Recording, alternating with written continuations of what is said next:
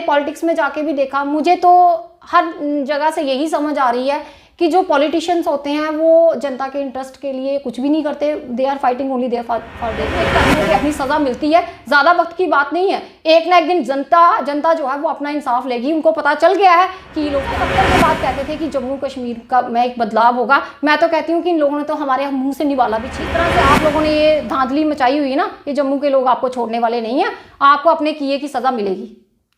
रंधावा साहब की press conference के बाद एक तरह से राजनीतिक गलियारों में हलचल सी शुरू हो गई है। वापस से अगर हम यूं कहें तो राजनीति शुरू हो गई है। कई ऐसे लोग भी जिनकी कोई सुनवाई नहीं हुई, वो भी अब बोलने के लिए सामने आ रहे हैं। 10+2 कॉन्ट्रैक्चुअल लेक्चरर लंबे समय तक प्रेस क्लब में एग्जीबिशन ग्राउंड में बैठे रहे, प्रदर्शन करते रहे और उनको आश्वासन, जो हमारे नेता हैं वो आश्वासन देते रहे कि आपकी मांग जो है वो जेन्युइन है और ये जल्द पूरी होगी। आज तक जितने भी लोगों ने प्रदर्शन किए हैं उन लोगों के लिए ये एक बहुत परफेक्ट लाइन है कि आप प्रदर्शन कर रहे हैं, आपकी मांग जेन्युइन है, बस हल होने वाली, हल होती नहीं है। और रंधावा साहब की प्रेस कॉन्फ्रेंस के बाद सभी लोग वापस से जागे कि भाजपा, यहाँ पर भाजपा की नीतियाँ जो हैं वो क्या लोगों के हित के लिए हैं या नहीं हैं। जो राजा है उसको प्रजा की चिंता है भी या वैसे ही राजा बन गया वो। आज हम जिस शख्सियत से आपकी मुलाकात करवाने जा रहे हैं, रजनी जम्वाल, जिन्हें आप जानते होंगे, और ये भी आज वापस से इस विषय पर अपना जो इनका विषय था उस पर बोलने आई हैं और भाजपा की जो नीतियां हैं उनको भी ये कटाक्ष करेंगी, बताएंगे कि उन लोगों ने क्या क्या किया है और इनसे चर्चा करेंगे। मैम, आपका बहुत बहुत स्वागत है। थैंक यू सर, आपका भी और आपकी स्टेट समाचार का, कि आपने मुझे ये फिर से एक बार मौका दिया। नहीं, हमने तो काफ़ी बार प्रयास किया। नहीं, बड़ी देर बाद मतलब हुआ ना कि चलो आप तो करते ही रहते हैं, मीडिया ही है मुझे लगता है जम्मू के लोगों का सहारा, बाकी तो कुछ दिखता नहीं है यहाँ पे।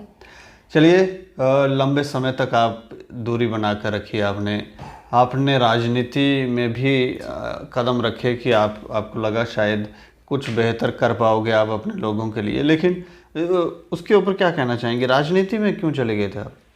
सर, ऐसा है कि किसी को भी शौक नहीं होता।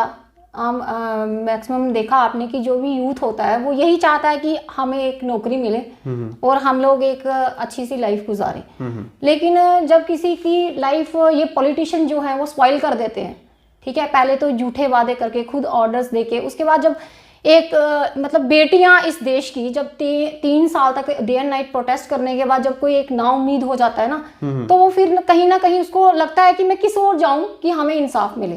तो हमें लगा कि हमने जिनको चुन के कुर्सी पे बिठाया और उनके आगे हमने इतनी बारी मतलब रिक्वेस्ट भी की और उन्होंने हमारी डिमांड्स जो उनको जायज़ भी ठहराया और उसके बाद भी हमारा कुछ नहीं हुआ, तो हमें फिर यही लगा कि अब शायद हमें अपनी लड़ाई खुद लड़नी पड़ेगी। तो हमने एक कोशिश की कि शायद हमें कोई मंजिल मिले, लोग हमें समझे। लेकिन अफसोस है मुझे तो यही आता है कि लोगों ने फिर उन्हीं का साथ दिया जो जम्मू को बर्बाद कर रहे हैं। तो अब मुझे तो ये लगता है, और मैं ये कहूँगी, मैंने पॉलिटिक्स में जाके भी देखा, मुझे तो हर जगह से यही समझ आ रही है कि जो पॉलिटिशियंस होते हैं वो जनता के इंटरेस्ट के लिए कुछ भी नहीं करते, they are fighting only there for their chairs only. वो अपनी फाइट सिर्फ चेयर के लिए करते हैं। आज भी जो पॉलिटिशियंस बोल रहे हैं, आज भी, इसीलिए मैंने सब छोड़ दिया है। मैं बोलूँगी, हमेशा लड़ती रहूँगी उनके लिए, जो लोग आम जनता, जो गरीब जनता, जो बेचारी अपने हक के लिए सड़कों में बैठी है, क्योंकि इसी तरह हम लोग भी बैठे थे जो हमें इंसाफ नहीं मिला। तो इसीलिए मतलब मैं ये कहना चाहूँगी कि आज भी मैं जम्मू की जनता को ये कहना चाहूँगी कि आपने पिछले इलेक्शंस में भी इनका साथ दिया, आज आप देख रहे हैं कि आपके जम्मू की क्या हालत हो रही है। तो अपने ही कर्मों के फल भोगने लोग भी, अपने ही कर्मों के, एक बार किसी को सजा मिलती है। सर, अगर मैं कहीं पे गई, मुझे सब जब ग्राउंड लेवल का पता चला कि है क्या, लोगों के साथ कितना इंसाफ हो रहा है, तो हम उस चीज को छोड़ देते हैं। लेकिन हमारे लोग जो हैं मतलब अपने पर्सनल बेनिफिट के लिए ये नहीं देख रहे हैं कि आम जनता के साथ क्या हो रहा है। कुछ लोग जो हैं उसका बेनिफिट उठा रहे हैं, बाकी जो जिन लोगों को बेनिफिट मिलना चाहिए, जिन बेचारों का हक बनता है, डेली वेजर्स हैं, एसपीओज हैं, होम गार्ड्स हैं, रैबरे खेल, रैबरे तालीम, 10+2 कॉन्ट्रैक्चुअल लेक्चर्स, जैसे मैं उनकी प्रेसिडेंट रही, हमने इतनी सारी फाइट की, मतलब हम लोगों को कोई भी राइट नहीं मिला। जिन्होंने इतनी सेवा की समाज की, कुछ भी नहीं। आज देखिए कोरोना है तो हम लोग जो है घरों में बैठे हुए हैं, ना तो हम इस समय कोई ट्यूशन पढ़ा सकते हैं और ना ही हम कोई काम कर सकते हैं। ये लोग, मैं तो कह रही हूँ इनको जरा 1 महीना हमारी हालत में रखिए ना, इनसे तो हम वेल क्वालिफाइड हैं और हमारे पास मतलब हमारे पूरे डॉक्यूमेंट्स थे, सब कुछ है, उसके बावजूद भी ये लोग जो है वो किसी का काम करके राजी नहीं है। और आज बड़ी मतलब मैं शर्म के साथ कह रही हूँ कि आज इनके खुद के विधायक जो है वो अपने ऊपर एलिगेशन लगा रहे हैं। अब मैं पूछती हूँ जम्मू कश्मीर की जनता से कि अब बताइए क्या है ये सब कुछ, बताइए ना अब ये क्या हो रहा है। अगर इनके खुद के विधायकों की बात इनके लोग नहीं सुन रहे हैं तो हम लोगों की क्या वैल्यू फिर। इनको तो कुर्सी पे बैठने का कोई राइट नहीं है।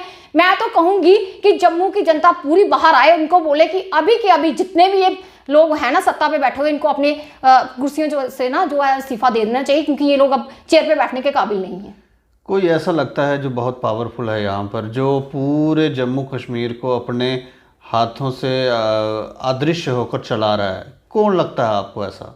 सर वो तो आपको भी अच्छी तरह से पता है और सारे लोग जानते हैं, क्योंकि कौन किसको चला रहा है। कि कहा जाए तो हमारे जम्मू में तो मुझे लगता नहीं है कि कोई डिसीजन लेने के काबिल है, क्योंकि जिनको हमने सुना था कि सिन्हा साहब जो हैं वो हमारे जो लेफ्टिनेंट गवर्नर हैं वो बड़ा लोगों की बात सुनेंगे, बड़े लोगों को एक उम्मीद जगी थी कि नहीं अब कोई आया है तो एक वो पॉलिटिशियन है, वो लोगों की डिमांड को सुनेंगे। पर मुझे तो लगता है कि उन्होंने तो जनता की बात को सुनना मतलब जायज़ ही नहीं समझा है। वो तो बड़े बड़े पॉलिटिशियन से, बड़े बड़े लोगों से मिलते हैं। आम जनता जो बेचारी तरस रही है उनके राइट्स का उनको पता ही नहीं है कि इनके लिए भी कुछ हमने जो है वो करना है।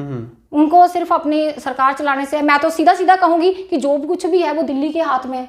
देखिए परीक्षा इन्होंने स्थगित कर दी, इन्होंने MA के एग्जाम्स, MBBS के एग्जाम सबको कैंसिल कर दिया, लेकिन चुनाव बड़े जरूरी थे इनके लिए। अब मैं पूछूंगी जरा कोरोना फैलाने वाले कौन है? कहते हैं कि लोग जो है वो प्रोटोकॉल का फॉलो नहीं करते, उसको लोग इंस्ट्रक्शंस फॉलो नहीं करते, लोग कोरोना फैला रहे हैं। तो मैं सबसे पहले ये पूछना चाहती हूँ, क्योंकि बड़े बड़े लोग जो रैलियां कर रहे हैं जिसमें 5-5 लाख लोग जो है वो शामिल होते हैं, वो कोरोना नहीं फैला रहे हैं, उनके लिए कोरोना नहीं है। इनको 1 साल का वक्त मिला था, उसमें ये क्या कर रहे थे? इतने ज्यादा आप इतने चुनाव में बिजी रहे, वही आप हॉस्पिटल की तरफ ध्यान देते ना तो आज लोग इस तरह से नहीं मरते, इस तरह से हम लोग ऑक्सीजन के लिए नहीं तरसते। आपको आज भी अपनी पॉलिटिक्स की पड़ी हुई है, लेकिन ये नहीं पता है कि लोग किस तरह से मर रहे हैं। पश्चिम बंगाल में जीत जाते अगर ये थोड़ा इस तरफ इंस्टीट्यूशन की तरफ ध्यान देते तो। जीतना तो मैं वहाँ की बात नहीं कहूँगी, क्योंकि वहाँ कैसा इन्होंने वो दिया है, किस तरह का बिहेव उन लोग वहाँ पे, कैसा एटमॉस्फेयर है, इतना तो कहा था कि हम 200 से ज्यादा सीटें लाएंगे, यहाँ तो 100 भी नहीं लाई हैं। तो आप देखिए ना ये लोग, मैं तो सीधा सीधा कहूंगी सारा देश तो बिक चुका है। रेलवे बिक चुका है, क्या कहते हैं एयरपोर्ट बिक चुका है, और क्या बिकना बाकी रह गया है? अब तो शमशान घाट रह गए, उनको भी बेच दीजिए, क्योंकि फिर लोग करेंगे क्या? हमारा हिंदू 70 साल पुरानी बात करते हैं हमारे जो सत्ता पे बैठे हुए लोग हैं कि 70 साल से ये नहीं हुआ, 70 साल से ये नहीं हुआ। अरे 70 साल में वो हॉस्पिटल्स तो बने हैं ना जिनमें लोग अपना इलाज करवा रहे हैं। आपने क्या बनाया है? शौचालय। अब हम उसमें इलाज कराएंगे हम अपना?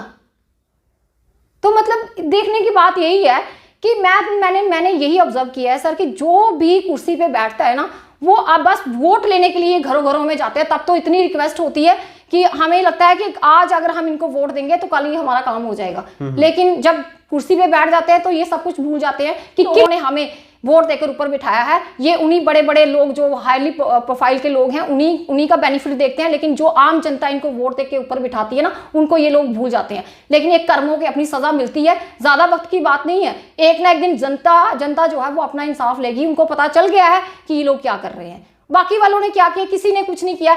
370 के बाद कहते थे कि जम्मू कश्मीर का में एक बदलाव होगा। मैं तो कहती हूँ कि इन लोगों ने तो हमारे मुंह से निवाला भी छीन लिया है।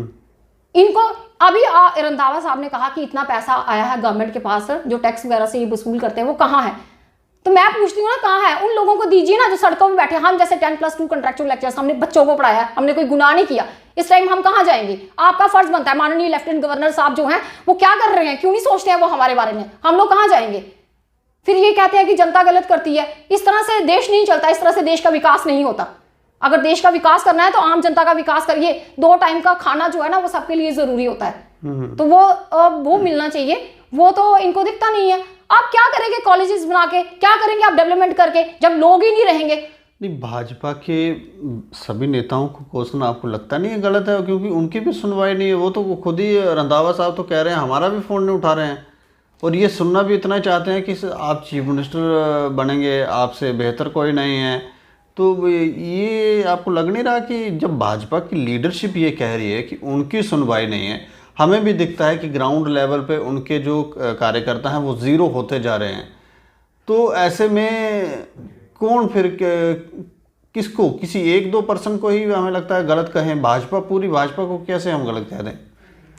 हमें तो सारी भाजपा ही गलत लगती है, क्योंकि हमें तो जम्मू की भाजपा जो है तो वो तो बिल्कुल ही गलत लगती है, क्योंकि जो 25 MLA हैं इन्होंने लोगों का कुछ भी नहीं किया। मैं तो कहूँगी इन्होंने लोगों के गले दबा दिए हैं। वो कहते हैं ना कि देश में कोरोना आया, मैं तो ये कहूँगी ये पॉलिटिशियन जो है ये सबसे बड़ा कोरोना है। जब ये लोग भ्रष्टाचार छोड़ देंगे ना, जब ये आम लोगों का हक उनको देंगे, तभी ये कोरोना असलियत में जाएगा, नहीं तो अदरवाइज ये कोरोना जाने वाला नहीं है। ये कोरोना तो चला जाएगा, लेकिन देश तब तक साफ नहीं होगा जब तक इन पॉलिटिशियंस को इनकी किए की सजा नहीं मिलेगी, क्योंकि इन्होंने आम लोगों का जीना दुश्वार कर दिया है। इन्होंने लोगों को हैंड टू माउथ कर दिया, लोगों के पास खाने के लिए 2 वक्त का खाना नहीं है, और ये लोग एसीज में बैठ के मजे करते हैं। डॉक्टर साहब से कभी की बात आपने? सर, हमने बड़ी बार मिलने की कोशिश की, हमें हर किसी से यही आश्वासन मिला कि हाँ जी आपका राइट बनता है, हाँ जी आपका राइट बनता है। मेरी जो हमारे स्टेट के प्रदेश अध्यक्ष हैं रैना साहब, उनसे भी मेरी बात हुई, तो उन्होंने तो मेरे सामने ही लेफ्टिनेंट गवर्नर साहब के जो लॉ के वो होते हैं सेक्रेटरी, उनको कॉल किया था कि क्या इन लोगों का राइट बनता है, और मेरे सामने स्पीकर ऑन था, उन्होंने कहा कि इन बच्चों का राइट बनता है। उसके बावजूद आप देख लीजिए 1 साल और हो गया, लेकिन कुछ नहीं। बात वही आती है ना, आज अगर इनके अपने बच्चे होते फिर इनको लगता पता कि किस तरह से होता है, क्योंकि हम तो किसी और के हैं। लेकिन वो कहते हैं ना आपने तो राम मंदिर बना दिया, हमारे माननीय प्रधानमंत्री जी ने उसके लिए कलेक्शन की, ठीक है, राम मंदिर बनाया, लेकिन मैं कहती हूँ ना कि माननीय प्रधानमंत्री जी एक लेक्चर दें और अपने जितने भी देश में जो भाजपा के नेता बैठे हैं ना, इनको थोड़ा सा सबक सिखाएं कि राम राज्य होता क्या है। क्योंकि राम जो था ना, उसके राज्य में प्रजा इस तरह से दुखी नहीं होती थी, और वो एक जगह रात को जाके देखते थे कि मेरी प्रजा कहीं दुखी तो नहीं है, कोई रो तो नहीं रहा है।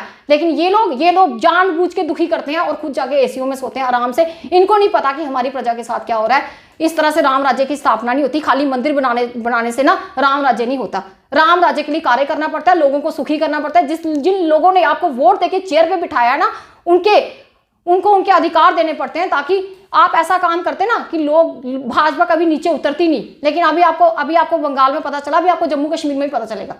करवाइए आप इलेक्शन, देखिए आपकी क्या हालत होती है। ऐसा तो नहीं है कि प्रधानमंत्री के आसपास जो लोग हैं वो उनकी जी हुजूरी में लगे हैं, जी सर, हाँ सर, ओके सर, सब ठीक है, बिल्कुल फर्स्ट क्लास, सभी लोग, कोई टेंशन नहीं है, उनको पता ही नहीं, उनको कोई खबर वैसे सुनाई नहीं रहे, उनके हिसाब से सब ठीक है। तो वही मैंने एक बार पहले भी कहा था कि ठीक है, ये अगर उनको बताएंगे जाके कि हाँ जी क्या हो रहा है क्या नहीं हो रहा है वहां पे, तभी तो उनको कंडीशंस का पता चलेगा ना कि जम्मू में ग्राउंड लेवल पे क्या हो रहा है, लोगों को उनके हक मिल रहे हैं कि नहीं मिल रहे हैं। क्यों बताएंगे? क्योंकि अपनी जिंदगी तो आराम से गुजर रही है ना, अपने आप को सब कुछ मिल रहा है। लोगों को मिले नहीं मिले, उनको तो वोट से मतलब है। जी, मिल कहाँ से रहा है? लोगों का ही सब कुछ है, लोगों का ही सब कुछ है, लेकिन उनको तो लगता है ये सब कुछ हमारा है, ये कुर्सी हमारी है, ये सब कुछ हमारा है। लेकिन वो सबके साथ एक साथ सारी उम्र तो वो रहना नहीं है, तो वो क्यों करेंगे उनसे बात। और सबसे बड़ी बात यह सर, मैं सीधा कहना चाहूंगी, मैं तो डायरेक्टली ये कहूंगी कि आज का सोशल मीडिया इतना फास्ट है। आजकल हमारे माननीय प्रधानमंत्री जी बोलते हैं कि हम डिजिटल इंडिया बनाएंगे, तो ये डिजिटल इंडिया है, सब कुछ है। जब यहाँ पे भारतीय जनता पार्टी की सरकार नहीं थी तो हमारे माननीय प्रधानमंत्री जी राया सुजानी में आए थे, सांबा डिस्ट्रिक्ट में गांव पड़ता है, वहाँ पे उन्होंने आके रैली की थी, वहाँ पे लेक्चर दिया था, हम युवाओं को नौकरियां देंगे। मैं भी वहाँ पे गई थी, मैं अपने घर से पैदल चल के गई थी कि हमारे होने वाले प्रधानमंत्री आ रहे हैं हमें वो करने के लिए, एड्रेस करने के लिए। मैं भी उनको सुनने गई थी, हम पैदल गए थे अपने घरों से। तो उन्होंने बहुत सारे वादे किए थे, तो काफ़ी बार वो जम्मू आए जब तक सरकार नहीं बनी थी बीजेपी की। लेकिन उसके बनने के बाद प्रधानमंत्री जी क्यों नहीं आए? क्यों नहीं वो हमारी खबर ले रहे हैं? स्टैंडिंग पार्टी आती है, वो कश्मीर जाती है, कश्मीर के खबर लेती है कि जम्मू वालों का कोई राइट नहीं बनता। मैं डोगरी च आखना चाहनी कि उन्हें तो इतना भी दिखना चाहिए ना, क्या टीवी पर खबर नहीं सुना दे कि लोकी ना के हुआ था। एक बार ये दिखना कि 370 के बाद होया के थे ये जम्मू च, दिखना चाहिए ना उन्हें ये एक बार। क्या उनका कोई फर्ज नहीं बनता? जिले इलेक्शन लड़नी हुए तो जिले कुछ भी करना तो उसले तो सारे आई जंदे, बड़े बड़े मिनिस्टर जिला डीडीसी दी इलेक्शन ही तां ते दिल्ली दा उठे सारे मिनिस्टर आए, वो नहीं सुनाते कि उधर जम्मू च क्या हालत है, किस तरह से हम लोग मैं खुद तब बैठी थी वहाँ पे प्रेस क्लब में, ग्राउंड में हम लोग बैठे थे स्ट्राइक पे, तब इनके वो मिनिस्टर्स आते थे। पहले भी एक बार इन्होंने अपने 7-8 मिनिस्टर्स भेजे थे यहाँ जम्मू में यहाँ की कंडीशंस देखने के लिए, लेकिन वो यहाँ पे आके कॉफ़ी पी के और इन्जॉय करके चले गए। हमने काफ़ी चिल्लाया, उनसे मिलने की कोशिश भी की, लेकिन उन्होंने हमारी कंडीशन बताई नहीं वहाँ पे जाके। तो जब प्रधानमंत्री जी को पूरे वर्ल्ड की खबर होती है तो जम्मू की खबर नहीं है यहाँ पे क्या हो रहा है, इनके बच्चों के साथ क्या हो रहा है, उनकी बेटियों के साथ क्या हो रहा है। बेटी बचाओ बेटी पढ़ाओ की बात करते हैं, क्या करनी है बेटी पढ़ा के अगर हमने घरों में ही बैठना है तो फिर बेटी तो पढ़ाने का कोई फायदा नहीं है। मुझे तो लगता है कि हम कोई उनको सिलाई सेंटर का काम सिखा दो, लड़कियों को बेचारों को कुछ करा दो। इतना पढ़ने के बाद अगर घर पे ही बैठना है तो क्या बेटी बचाओ क्या किया है स्पेशली बेटियों के लिए। इतने सारे आपने स्कीम्स लॉन्च की हुई हैं कि हाँ जी इतना का लोन मिलेगा, मुद्रा लोन है, ये जब लेने को ही जाओ तो कोई ग्राउंड लेवल पे सर कुछ भी नहीं है, कुछ नहीं मिलता है। इतनी फॉर्मेलिटीज हैं कि एक इंसान थक के हार के बैठ जाता है कि हमें इसको लेना ही नहीं है। इस तरह का इन्होंने मतलब ऐसी स्थितियां बनाई हुई हैं। आप ग्राउंड लेवल पे जाके देखिए, लोगों को कोई बेनिफिट नहीं है। जो मिडिल क्लास सोसाइटी के लोग हैं उनको कोई बेनिफिट नहीं है। एक और चीज मैं आपके माध्यम से कहूंगी कि अभी पीछे हमारी एक पेरेंट्स एसोसिएशन बनी है, उसमें उन्होंने बहुत सारी बातें उठाई कि प्राइवेट स्कूल्स हैं तो प्राइवेट स्कूल्स जो हैं वो फीस नहीं लेंगे। बड़ी अच्छी बात है, क्योंकि आम लोग जो है वो काम नहीं कर रहे हैं, तो अगर वो काम नहीं कर रहे हैं तो वो फीस कहाँ से देंगे। लेकिन मैं एक क्वेश्चन उनसे भी पूछूंगी कि वो जरा गवर्नमेंट से डिमांड करें कि जो बेचारे प्राइवेट स्कूल के टीचर 500 का रिचार्ज करवा के घर पे बैठ के ऑनलाइन क्लासेस ले रहे हैं, उनको सैलरी कौन देगा? उनको सैलरी कौन देगा? वो कहाँ से खाएंगे? गवर्नमेंट टीचर्स को तो मिल रही है। हम जैसे लोग जो 10 साल हमने अपने डिपार्टमेंट को दिए, यहाँ पे गवर्नमेंट डिपार्टमेंट, उसके बाद आपने हमें बाहर निकाल दिया। इस समय तो खैर हम प्राइवेट स्कूल में भी नहीं है, लेकिन मैं फिर भी उन टीचर्स के बारे में बोलूंगी कि जो प्राइवेट स्कूल में पढ़ा रहे हैं इस समय कोरोना के वक्त में, वो कहाँ जाएंगे? उनकी सैलरी कौन प्रोवाइड करेगा अगर फीस नहीं दे ना गवर्नमेंट? क्या करे? इनके पास इतने फंड्स हैं, डिजास्टर मैनेजमेंट के पास इतना फंड्स है, दे प्राइवेट टीचर्स को सैलरी, वो पढ़ाएंगे अपने घरों से। नहीं, रंधावा साहब तो कह रहे हैं ऊपर तक पैसे जा रहे हैं तो इकट्ठे किए होंगे, वही तो दे दें लोगों को। दे देना चाहिए ना, लोगों के पैसे हैं तो लोगों को देना। ये क्यों खा रहे हैं? लोगों के पैसे हैं तो लोगों को दे, वो लोगों को दे नहीं रहे हैं। तो एक दिन ना बहुत बुरा हाल होगा इनका, बहुत बुरा हाल होने वाला है। आपने देखा कि किस तरह से एक कहते हैं ना, वो एक झांसी की रानी की कहा गया है महिलाओं को, एक दिन इस देश की महिलाएं जागेगी फिर बताएंगी इनको कि किस तरह से होता है। क्योंकि एक हवाई चप्पल पहन के आपने देखा ममता बनर्जी कैसे आती हैं, क्योंकि जिसने जनता के हक के लिए सोचना होता है ना, वो अपनी वेशभूषा नहीं देखता है, वो अपने लिए नहीं सोचता है। अगर कोई कुर्सी पे बैठा है ना, अगर राजा होता है, उसका सबसे पहला फर्ज होता है उसको अपना परिवार छोड़ के प्रजा को देखना होता है। लेकिन हमारे पॉलिटिशियंस जितने भी है ना, वो सिर्फ अपना परिवार, अपनी वेशभूषा, अपनी ऐशो आराम इनको चाहिए। इनको जनता का कोई फिक्र नहीं है। जनता मरती है तो मर जाए, आप लड़ लीजिए हिंदू मुसलमान सिख ईसाई की लड़ाई। जब लोग ही नहीं बचेंगे तो आप किसके लिए लड़ेंगे?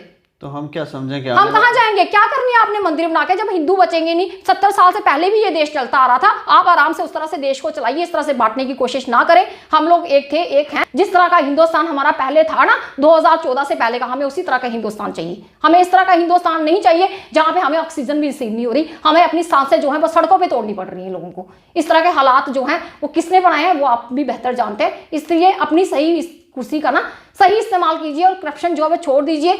जो बेचारे लोग सड़कों पे बैठे हैं आए दिन जो चिल्ला रहे हैं, आज की डेट में ना सर उनके पास इतने पैसे भी नहीं है कि वो आके प्रोटेस्ट भी कर सकें। शर्म आनी चाहिए इन लोगों को ना, उनके भी छोटे छोटे बच्चे।